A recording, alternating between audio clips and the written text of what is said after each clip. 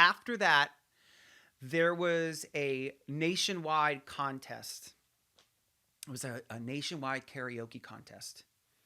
And they were having shows in different cities around the country in malls. So I was at the South Hills Village Mall. There was a shit ton of people. And I got there early to get in line. And I went not 15, 20 minutes. I walked back. There was this huge line of people. I'm like, fuck, I'm not going to get in. So I got in line, and again, I don't know how this happened, but I was one of the last ones that they let. And I did a club song. It was No One Can Love You More Than Me from Hannah Jones. And I won that night. So that meant that I went to the semifinals in Washington, D.C. They flew me there a week later, and it was at the Hard Rock. And I was by myself. My parents had come down the next day for the show, but I flew down myself. They bussed us to the hotel. They took us to dinner. So they said, the bus is going to come back and take us to dinner at a steakhouse in Georgetown. All these people that I didn't know, but I got on the bus and I walked back. I took my seat, and suddenly I hear this little voice behind me. And she said, "Oh, I know Drew Barrymore's just so hot." And I was like, there's family here. And I turned around and my eyes locked with Sammy Allen. And we have been inseparable since, because we got this thing going on. And we connected. Our love of dance music, our love of the rave, the clothes at the time, just we connected on every level. And that night at dinner, she told me that she wanted to move to New York. And I said, well, I want to go with you. So we did the show. I won again. I went to the finals in Orlando. But her and I have been like this ever since. And she moved to New York a month or two before 9/11. And then I left the next year in May. But before I went up in March over St. Patrick's Day. Because in my mind, I'm going to go up and we're going to get an apartment so that I have somewhere to move. Easy, right? Easy peasy. No. No. I soon came to realize that getting an apartment in New York is not simple at all. You got to jump through so many hoops, and you have to be there. So that just didn't happen. And that was my whole purpose for going. So I'm like, I'm going to go and I'm going to find a place and I'm just going to move up there. It'll be 1, 2, 3. Not the case. So I'm going to go back to Pittsburgh. Night before I leave, Sammy is, at that time, she was a singing bartender at a place called Planet Rose on 14th and A. So I go there, we're drinking, we're singing, we're having fun, and we're like, we'll figure this out somehow. It didn't work out this time. We'll find a way. So I'm sitting at the bar, I'm talking to her, and in walks her friend David. Tall, model type, super hot. And she introduces me. Hey, this is my friend David. I'm like, hey, I'm Jason. How are you? And he's standing there at the bar, and all of a sudden he says to her, I really got to find a roommate. Somebody in my apartment is leaving.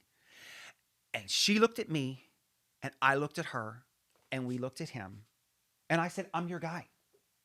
I'm your guy. What do we do? Now, I'm half in the bag, mind you. The Jack Daniels was flowing. It was that kind of a night. And in this whirlwind of events, he's like, do you want to see the place? I said, you can take me? He said, yeah, it's in Williamsburg. I didn't know where that was. I said, oh, is it close? He said, yeah, it's just a couple train stops away in Brooklyn. Okay. So it was nighttime. So we went, looked at the place. It's an apartment. I'll take it when you want to be here. End of May. How's that? Here's my number. Let's keep in touch. I said, please don't give it to anybody else. I need this. This is mine. Are we cool? Are we good with that? Yes. You're with, Sammy. I love Sammy. Anybody who's a friend of Sammy is a friend of mine. Consider it done. Great. So I go home. I give my notice at my job. My father was not having it. My mother, to this day, my mother still asks me, so when are you coming home? So she's never really resigned herself to the fact that her son was moving to New York.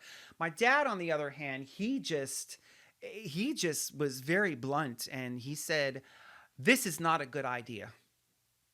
I think you should give this up. I think you should go back to school, and I don't want you to go. And I said, gee, thanks. Thanks a lot. But I'm going. Because I have to. I have to do this. So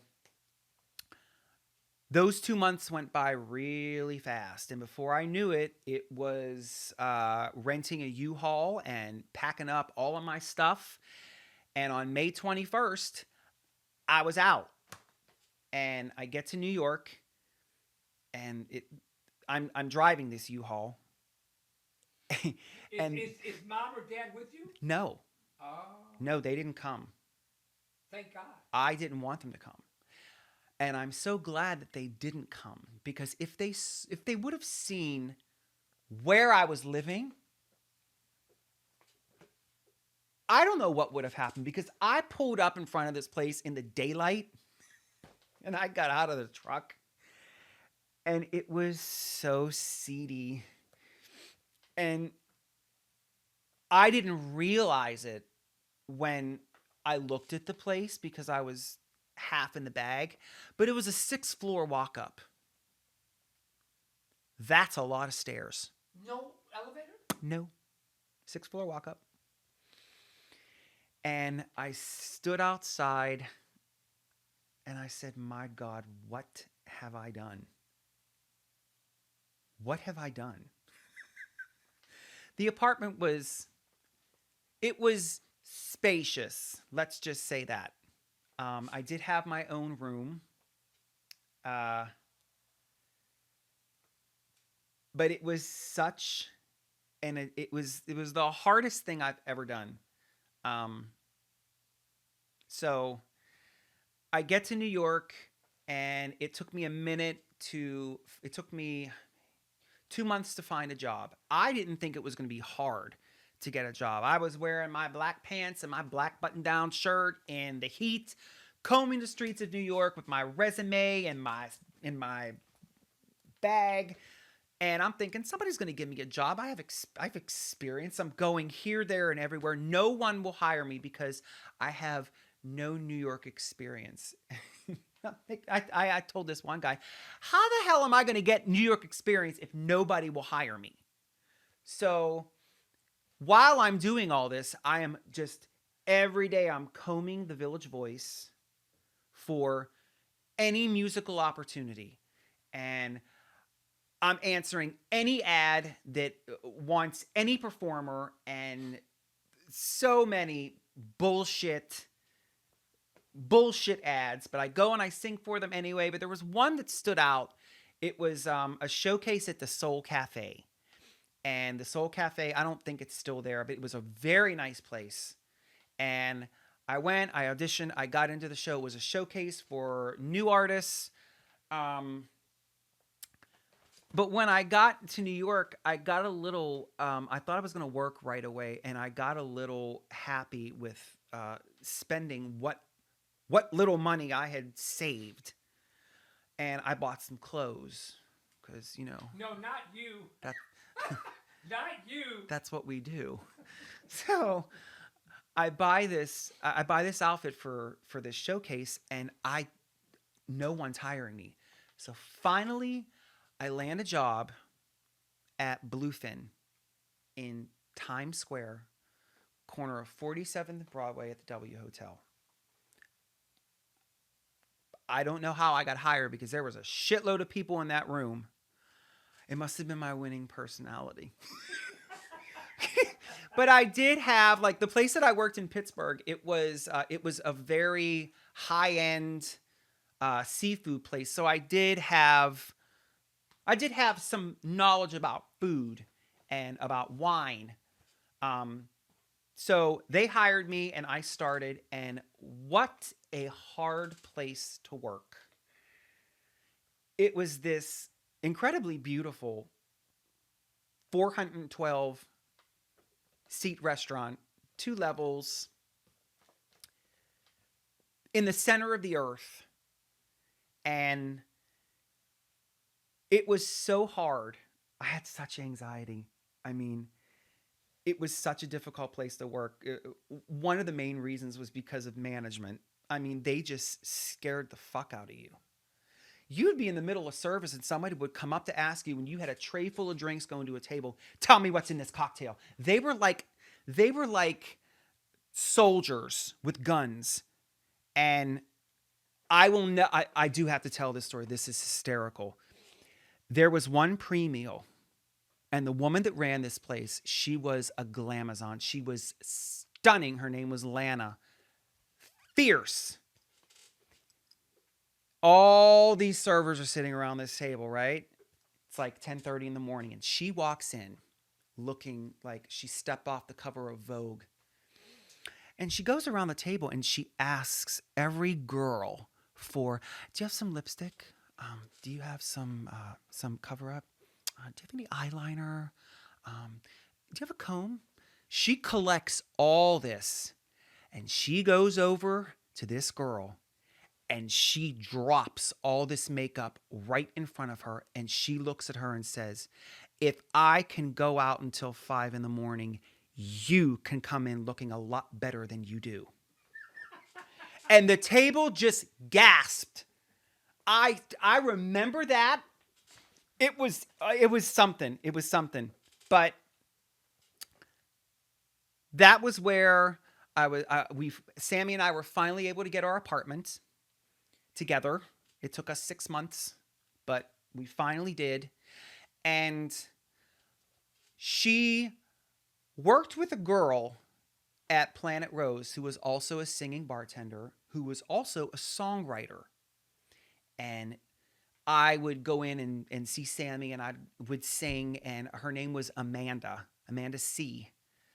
And she said, I have a connection with one of the programmers that works with Junior Vasquez. Now, that's the last person that I ever expected to be affiliated with. Because I was handing my demo. I would go to clubs and try to get as close as I could to the DJ. Sometimes I was successful. A lot of times I wasn't. Like I gave my demo to Danny Teneglia's booth guard. And I gave a demo to Hex Hector when I went to see him spin one night. I was giving my stuff away to everybody to try and get the engine going.